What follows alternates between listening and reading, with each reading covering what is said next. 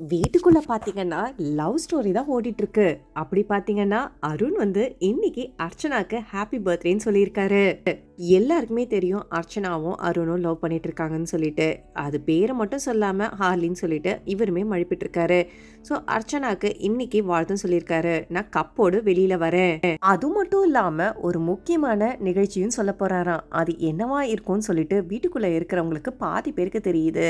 என்னன்னா வெளியில வந்ததுக்கு அப்புறம் இவங்களோட கல்யாணம் தான். அர்ச்சனாவை போன சீசன்ல இருக்கும் போது தனியா லவ் சொல்றது மெசேஜ் சொல்றதெல்லாம் பண்ணியிருக்காங்க. ஆனா லாஸ்ட் டைம் பிக் பாஸ்ல எதுவுமே காட்டல. அது எதுக்குன்னு தெரியல. ஆனா அருண் பண்றத ஒவ்வொரு விஷயமும் நமக்கு காட்டிட்டு இருக்காங்க. அருணோட இன்னொரு முகத்தை நம்ம நல்லாவே பார்க்க முடிஞ்சது.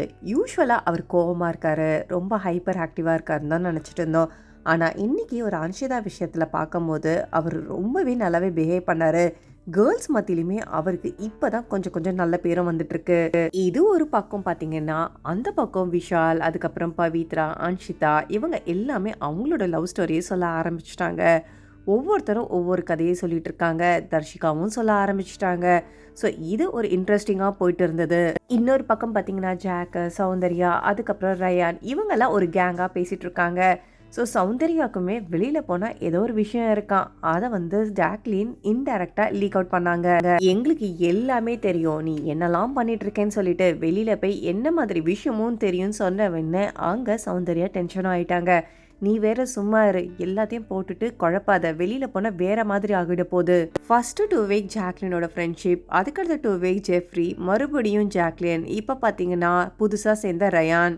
ஆனா கடைசியில பார்த்தா இவங்க அவங்க எல்லாரும் கேம் விளையாடுறவங்க எல்லாம் சௌந்தர்யா கூட தோத்து போயிடுவாங்க போல இருக்கு. கடைசியில பார்த்தா அவங்க ஜெயிச்சிடுவாங்க.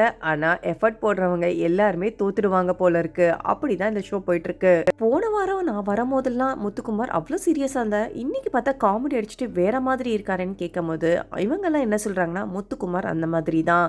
ஆனா அவனுக்கு மூட் ஆஃப் இருந்தா அவங்க யாரு கூடமே பேச மாட்டான், இல்லைன்னா அவன் ஜாலி டைப் தான்ற மாதிரியும் பேசிட்டு இருக்காங்க.